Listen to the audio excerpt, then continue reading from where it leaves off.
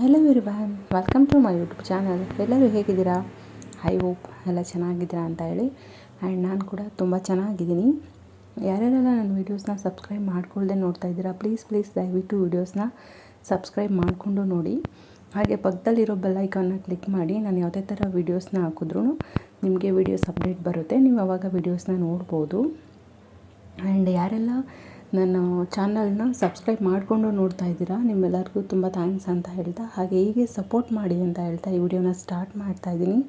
ಇದು ಬಂದು ಯುಗಾದಿ ಹಬ್ಬದ ವೀಡಿಯೋ ಆಗಿದೆ, ಹೊಸದುಡ್ಕು ಮತ್ತು ಹಬ್ಬದ್ದು. ಬಟ್ ತುಂಬ ಲೇಟಾಗಿ ಅಪ್ಲೋಡ್ ಮಾಡ್ತಾಯಿದ್ದೀನಿ, ನಿಮ್ಮ ಜೊತೆ ವೀಡಿಯೋನ ಶೇರ್ ಮಾಡ್ಕೊತಾ ಇದ್ದೀನಿ. ಯಾಕಂತ ಹೇಳಿದ್ರೆ ನಾನು ವರ್ಕ್ ಹೋಗ್ತಾ ಇರೋದ್ರಿಂದ ಸ್ವಲ್ಪ ಆಫೀಸಲ್ಲಿ ತುಂಬ ವರ್ಕ್ ಇತ್ತು. ಸೊ ಅದಕ್ಕೋಸ್ಕರ ನಾನು ಹಬ್ಬದ ವೀಡಿಯೋನ ಹಾಕೋಕ್ಕಾಗಿರಲಿಲ್ಲ. ಪರವಾಗಿಲ್ಲ ಲೇಟ್ ಆದ್ರೂ ಅಂತ ಹೇಳ್ಬಿಟ್ಟು ನಾನು ಇವಾಗ ವೀಡಿಯೋಸ್ನ ನಿಮ್ಮ ಜೊತೆ ಶೇರ್ ಮಾಡ್ಕೊತಾ ಇದ್ದೀನಿ. ಇಷ್ಟ ಆದರೆ ಒಂದು ಲೈಕ್ ಮಾಡಿ ಅಂತ ಹೇಳ್ತಾ ಇದ್ದೀನಿ.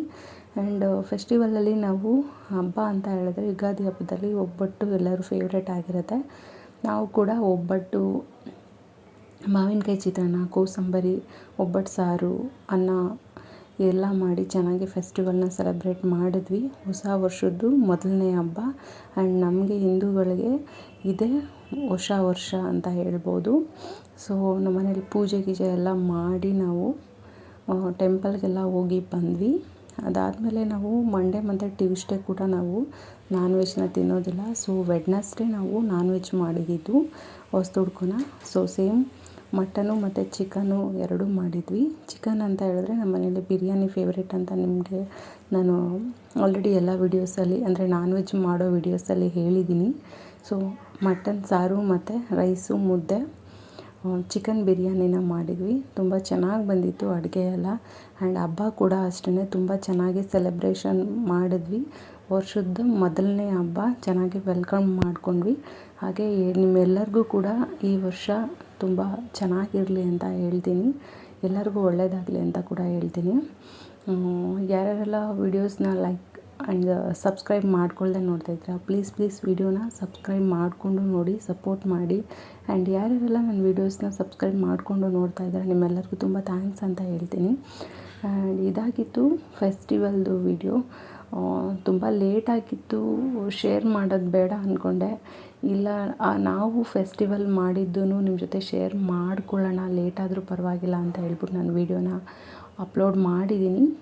ಆ್ಯಂಡ್ ಈ ವಿಡಿಯೋ ನಿಮ್ಗೆ ಇಷ್ಟ ಆಗಿದೆ ಅಂತ ಅಂದ್ಕೊತೀನಿ. ನೀವೆಲ್ಲ ಹಬ್ಬನ ಹೇಗೆ ಸೆಲೆಬ್ರೇಷನ್ ಮಾಡಿದ್ರಿ ಅಂತ ನನ್ನ ಜೊತೆ ಶೇರ್ ಮಾಡ್ಕೊಳ್ಳಿ. ತುಂಬ ಲೇಟಾಗೋಯಿತು, ಆದರೂ ಪರವಾಗಿಲ್ಲ ಅಪ್ಲೋಡ್ ಮಾಡ್ತಾಯಿದ್ದೀನಿ. ಅಡುಗೆ ಎಲ್ಲ ತುಂಬ ಚೆನ್ನಾಗಿ ಬಂದಿತ್ತು. ನಾವು ಒಬ್ಬಟ್ಟು ಮಾಡಿದ್ದು ಕೂಡ ನಾವು ಆಫೀಸಲ್ಲಿ ತೊಗೊಂಡೋಗಿ ನಮ್ಮ ಮೇಡಮ್ಗೆಲ್ಲ ಕೊಟ್ಟೆ, ತುಂಬ ಚೆನ್ನಾಗಿದೆ ಅಂತ ಹೇಳಿದ್ರು. ಹಾಗೆ ಬಿರಿಯಾನಿ ಕೂಡ ಅವ್ರಿಗೆ ತೊಗೊಂಡೋಗಿದ್ದೆ, ಅವ್ರು ಹೇಳಿದರು ತೊಗೊಂಬರ್ಬೇಕು ಅಂತ ಹೇಳಿ ತೊಗೊಂಡೋಗಿದ್ದೆ. ತುಂಬ ಚೆನ್ನಾಗಿದೆ ಅಂತ ಹೇಳಿದ್ರು, ನನಗೂ ತುಂಬ ಖುಷಿಯಾಯಿತು.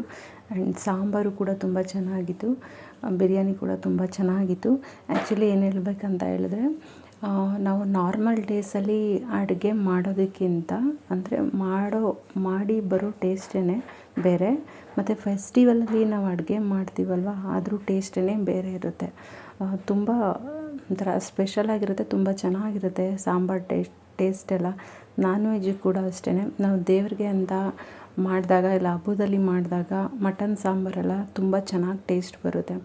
ಬೇರೆ ದಿನ ತುಂಬ ಟೇಸ್ಟ್ ಇರುತ್ತೆ, ಬಟ್ ಹಬ್ಬದಲ್ಲಿನೇ ಬರೋ ಟೇಸ್ಟೇ ಬೇರೆ ಥರ ಇರುತ್ತೆ. ಸೊ ನಮ್ಮನೇಲೂ ಕೂಡ ಅಡುಗೆ ಎಲ್ಲ ತುಂಬ ಚೆನ್ನಾಗಿ ಬಂದಿತ್ತು, ಒಬ್ಬಟ್ಟು ಕೂಡ ತುಂಬ ಚೆನ್ನಾಗಿ ಬಂದಿತ್ತು.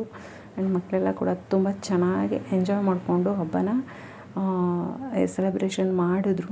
ಊಟನೂ ಕೂಡ ಹಂಗೆ ಎಂಜಾಯ್ ಮಾಡ್ಕೊಂಡು ತಿಂದ್ವಿ. ಊಟನೂ ಚೆನ್ನಾಗಿದ್ದು, ಹಬ್ಬನೂ ಚೆನ್ನಾಗಿತ್ತು. ಈ ವರ್ಷದ ಹಬ್ಬ ತುಂಬ ಚೆನ್ನಾಗಿತ್ತು ಅಂತಲೇ ಹೇಳ್ಬೋದು. ಈ ಹಬ್ಬದ್ದು ವಿಶೇಷತೆ ಅಂದರೆ ಬೇವು ಬೆಲ್ಲ ತಿನ್ನೋದು. ಬೇವು ಬೆಲ್ಲ ಅಂತ ಹೇಳಿದ್ರೆ ಸಿಹಿ ಕಹಿಯ ಸಂಕೇತವಾಗಿದೆ. ನಮ್ಮ ಲೈಫಲ್ಲಿ ಸಿಹಿ ಹೇಗೆ ಮುಖ್ಯನೋ ಕಹಿನೂ ಅಷ್ಟೇ ಮುಖ್ಯವಾಗಿರುತ್ತೆ. ಸೊ ಒಳ್ಳೆಯದಿರುತ್ತೆ ಅಂದರೆ ಕೆಟ್ಟದಿರುತ್ತೆ, ಕೆಟ್ಟದಿರುತ್ತೆ ಅಂದರೆ ಒಳ್ಳೆಯದಿರುತ್ತೆ. ಎರಡೂ ಸಮನಾಗಿ ಸ್ವೀಕರಿಸೋಣ. ಲೈಫಲ್ಲಿ ಸಿಹಿ ಕೂಡ ಇರಬೇಕು, ಕಹಿ ಕೂಡ ಇರಬೇಕು.